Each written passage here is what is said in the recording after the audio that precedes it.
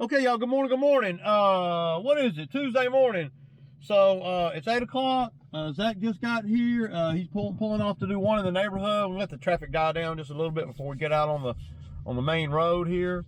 We got school and everything, you know. It's, yeah, the buses and all. We ain't trying to go too far early in the morning like this. Anyway, so yeah, so I appreciate all the comments on the video yesterday. Now the video yesterday got changed up. A lot of things happened yesterday that didn't make the video because I didn't have time to edit everything because, well, y'all saw I had to take care of what I had to take care of with the hub. So a couple things happened yesterday. Number one is I got all my money from that HOA. I had to go by there and pick up the check, but I did get the HOA money, so now they don't owe me nothing. Well, they're going to owe me for September. They owe me for September, which I will invoice here in the next couple of days when we do the HOA down here. But what's going to end up happening, y'all, and it's my own fault because I'm just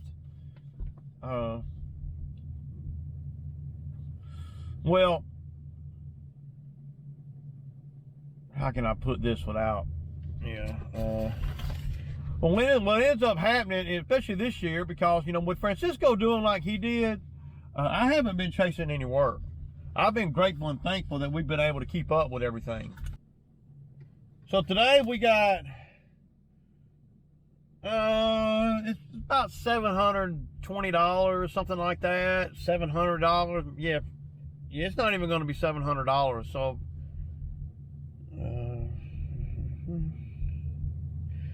yeah, about $680, something like that.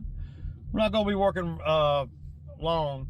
Well, when you get to this part of the year again, you have to start spacing the work out a little bit. And at the end of the day, for me, and I'm only talking about me, it ends up costing me a little bit more this time of year than it does in the heat of the summer when everything is growing real crazy. Because I'm going to try to pay the same amount of money out, because the guys that work for me over time, Zach this year, they need to make a certain amount of money in order for it to even be worth them coming out here. Now, at the end of the day, we could probably go to 4 days a week and we'd be all right.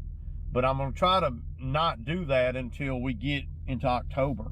But Zach did notice a sound on that hub, and I know I had a couple comments on the hub. One guy, and I don't know, man, I don't know. One guy said he keeps 4 hubs with bearings and everything in every truck, just in case. I mean, dude, that's a little bit overkill, I think, man. I mean, that's the first hub that I have changed, and I know that's the first hub that I've changed in 3 or 4 years.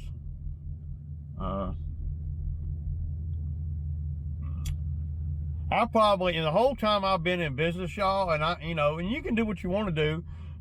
To me, just having $500, because those hubs cost $120 each.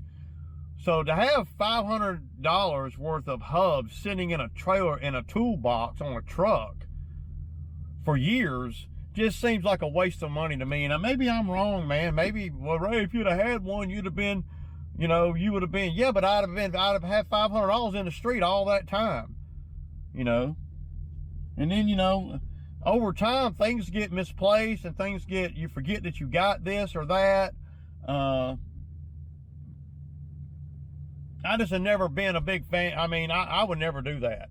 And that's just my personal opinion.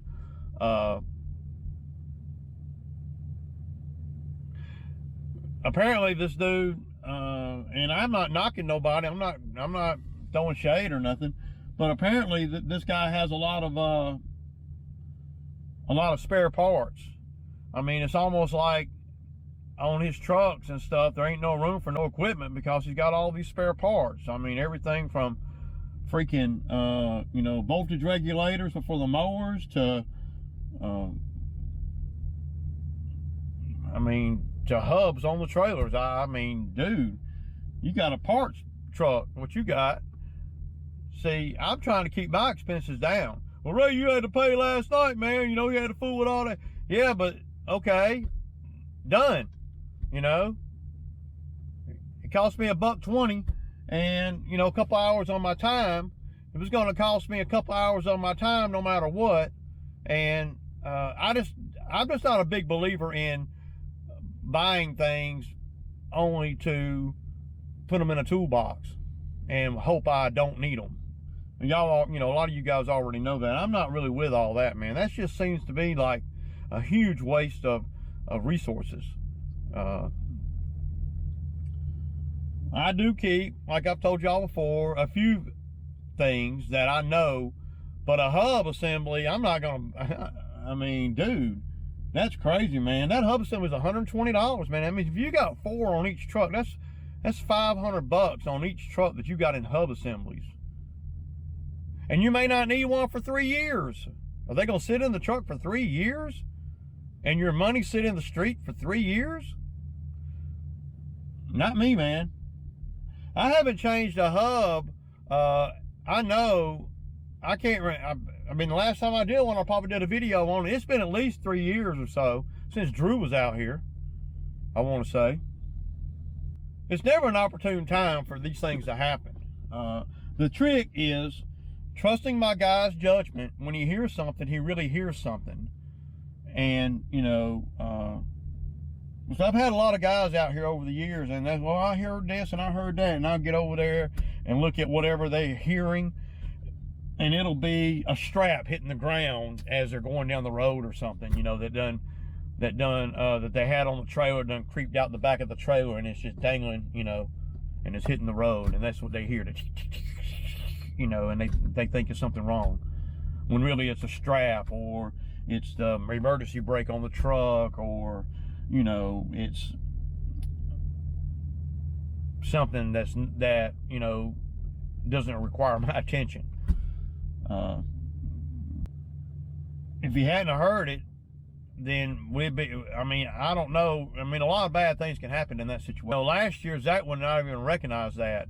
And then I would have been dealing with the whole freaking spindle assembly, which, to replace the spindle, for me, I ain't talking about everybody else, but for me, if I had to replace that spindle, I'm buying a whole axle.